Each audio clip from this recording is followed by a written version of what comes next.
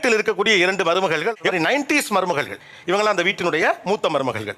இன்னொருத்தங்க 2K மருமகள்கள். இப்படியே பேசிக்கிட்டே இருந்தா என்னடா அர்த்தம்?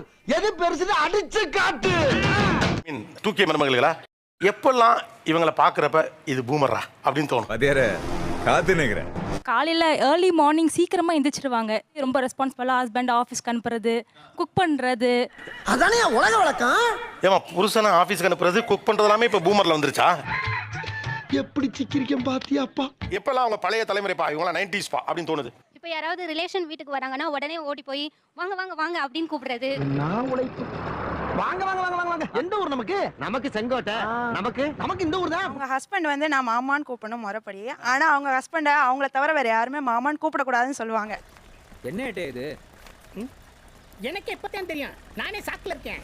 இந்த வெள்ளிச்சவானா தலைக்கு குளிக்கணும்னு சொல்றது, அடுத்து எதனாலும் ஸ்டார்ட் பண்ணும்போது சாமி கும்பிட்டுட்டு பண்ணணும். என்னடா இப்படி சொல்றாங்க அப்படி தோணும். என்னடி இது? நம்ம ஹஸ்பண்டை செல்லம்மா சிக்கு வாடா போடான்னு கூப்பிடுவோம். அவங்க அந்த மாதிரி கூப்பிட மாட்டாங்க. நான் அப்படியே ஷாக் ஆயிட்டேன். எந்த நடைமுறையை பின்பற்றுகிற போது இதெல்லாம் 90s அப்படின்னு தோணுது. நம்ம எங்கேனாச்சும் கோவிலுக்கு அந்த மாதிரி போகணுன்னா கொஞ்சம் மாடர்னாக போவோம். ஓ அப்படியா விஷயம்? எங்கே வெளியெல்லாம் போனோம் அப்படின்னா மாடர்னாக போவோம். கோயிலுக்குலாம் போகிறப்ப ட்ரெடிஷ்னலாக போவோம் அப்படின்னு சொல்லி கேள்விப்பட்டிருக்கேன். எடுத்த உடனே நாங்கள் கோயிலுக்குலாம் போகிறப்ப மாடர்னாக போவோம். சிம்ரன்ஸ் என்னடா இது? என்னம்மா இது? நம்ம தாளிக்கிறது அதை பண்ண மாட்டோம். அவங்க தாளிக்கணும், சமையல்ல இது பண்ணணும். தாளிக்காமல் சமைப்பீங்களா? சேனல் எதா இருந்தாலும் அது கொஞ்சம் ஆதரவு கொடுங்க. உங்க பொண்ணான கையை கொண்டு அந்த பெண்ணிய தட்டிடுங்க. வந்திருக்கலாம். எனக்கு இந்த கண்டிஷன் இருந்துச்சு, இவங்களுக்கு இது இல்லை. அதை நினைச்சா எனக்கு கோவமா வருது. சொல்றேன், மக்களுக்காக சொல்றேன். காலைல எழுந்திரிச்சு கோலம் போடுறது, மற்றபடி டயத்துக்கு இந்த சமையல் பண்றதுக்குலாம் வர்றது டைம். அப்போ உன் நினைப்பு பூரா சொம்பு மேலதான் இருக்கு. நமக்கு முன்னாடி 4 பேர் இருக்காங்க சார். அவங்களே ஒரு 4 வேலை செஞ்சிருவாங்க. நம்ம போய் அங்கங்க டச் அப் பண்ணிட்டு நல்ல பேர் எடுத்துட்டு வந்து நீங்களா யாருடா?